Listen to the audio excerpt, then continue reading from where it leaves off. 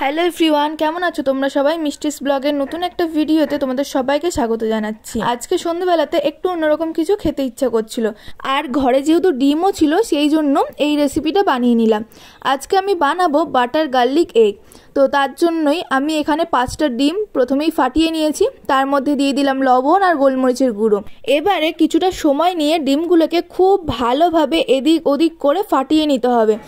দেখো ডিমগুলো কিন্তু আমার ভালোভাবে ফাটানো হয়ে গেছে।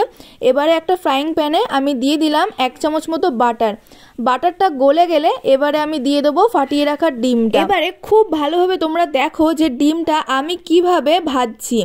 প্রথমেই যখন ডিমটা একটু জমাট বাঁধা শুরু করবে তখন কিন্তু খুন্তি দিয়ে এভাবে ঘুরিয়ে দিতে হবে। তো এরকমভাবে খুন্তি দিয়ে আমি ভালোভাবে চারিদিকটা ঘুরিয়ে দেবো। আর ডিমটা কিন্তু আমি বেশি ভাজবো না, মানে খুব কমই ভাজবো, মানে কড়া করে ভাজবো না। তো দেখো ডিমটা যখন জমাট বাঁধা শুরু হয়ে যাবে, এরকম জমাট বেঁধে যাবে, তখন এইভাবে খুন্তির আগা দিয়ে ডিমগুলোকে আমি ছোট ছোট করে কেটে নেবো।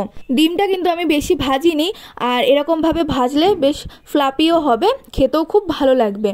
তো ডিম কিন্তু আমার ভাজা হয়ে গেছে। এবারে আমি ডিমটা ভেজে তুলে নিলাম, আর ডিম ভাজা কড়াইতেই আমি আবার দিয়ে দিলাম একটু বেশি করে বাটারটা গলে গেলেই এর মধ্যে আমি দিয়ে দিলাম রসুন কুচি।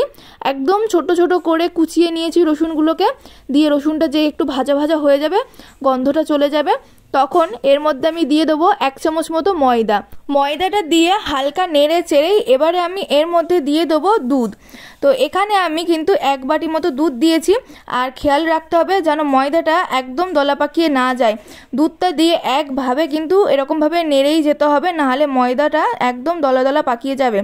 এবারে আমি এর মধ্যে দিয়ে দিচ্ছি লবণ আর গোলমরিচের গুঁড়ো, আর দিয়ে দিচ্ছি এবারে চিলি ফ্লেক্স, দিয়ে একভাবে এটাকে কিন্তু নাড়িয়ে যেতে হবে। 2 থেকে 3 মিনিট মতো খুব ভালোভাবে এটাকে নেড়ে নিতে হবে।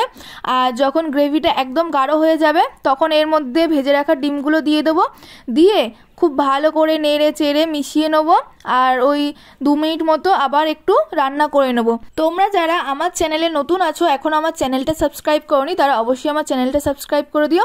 পাশে থাকা বেল আইকনটি প্রেস করে অল করে দিও, যাতে আমার চ্যানেলে আসা প্রত্যেকটা ভিডিও নোটিফিকেশন তোমাদের কাছে আগে পৌঁছে যায়। আমার চ্যানেলে অনেকগুলো রান্নার ভিডিও আছে, আমি এই ভিডিও ডেসক্রিপশন বক্সে লিঙ্কগুলো দিয়ে দেবো, তোমরা চাইলে দেখে নিতে পারো। গ্রেভিটা যখন শুকিয়ে একদম এরকম মাখা মাখা হয়ে আসবে তখনই কিন্তু নামিয়ে নিতে হবে।